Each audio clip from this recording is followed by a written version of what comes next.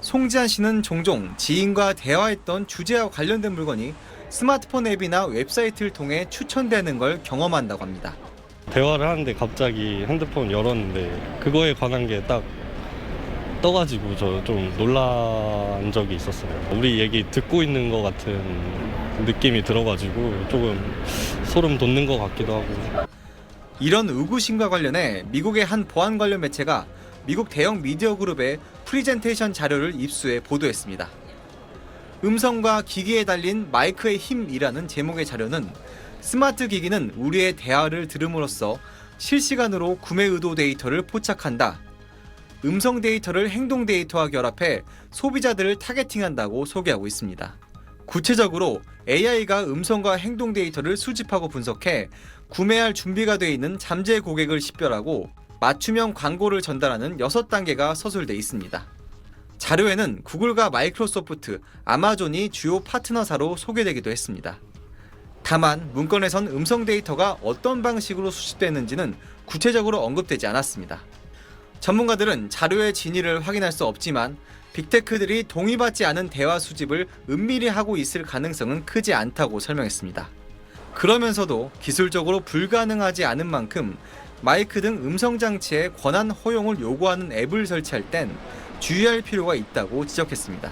제가 잘 모르는 앱을 깔거나 특히 필요 없는 권한을 요청을 할 때 이게 그러니까 물론 이제 사용자는 주의를 해야 되는 건 맞는 것 같아요. 사실상의 도청이 사실일지도 모른다는 논란이 커지자 아마존은 해당 미디어 그룹과 협력한 적이 없고 그럴 계획도 없다는 입장을 밝혔고 구글은 파트너 프로그램 웹사이트에서 이 미디어 그룹을 제외했습니다.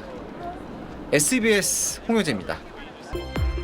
뉴스브리핑 더보기 뉴빌 더 시간입니다. 구글의 크롬 브라우저에는 시크릿 모드라는 게 있습니다. 이 사생활 보호를 위해 탑재된 기능인데 이용자가 이 시크릿 모드를 사용하면 웹상 활동 기록이 남지 않는다고 알려져 있습니다.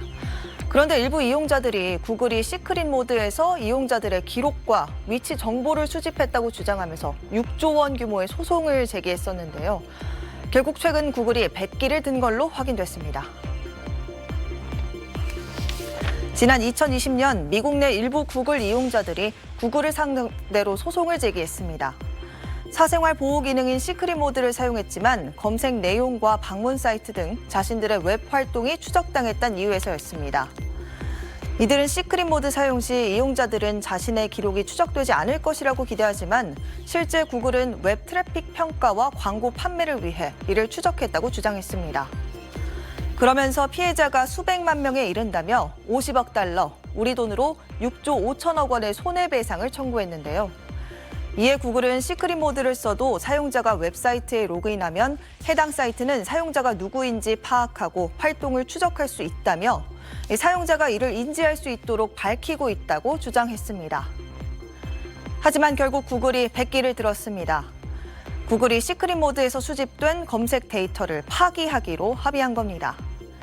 현지 시간 1일 AP통신 등에 따르면 구글은 샌프란시스코 연방법원에 제출한 문서에서 원고 측과 9개월 이상 된 수십억 개의 이용자 데이터 기록을 삭제하기로 합의했다고 밝혔습니다. 이 소송은 지난해 12월 합의가 됐지만 최근 구글이 법원에 제출한 문서를 통해 구체적 합의 내용이 확인됐습니다.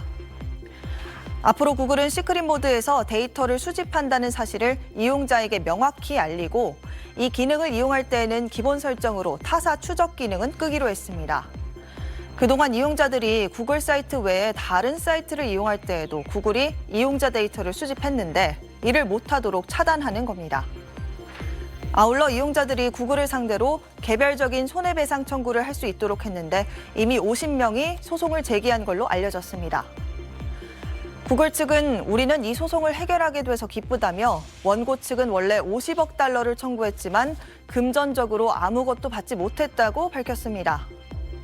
반면 원고 측은 이번 합의는 지배적인 테크 기업의 정직과 책임을 요구하는 역사적인 조치라며 합의를 통해 수십억 달러에 달하는 이용자 데이터를 구글이 몰래 수집하는 걸 막았다고 밝혔습니다.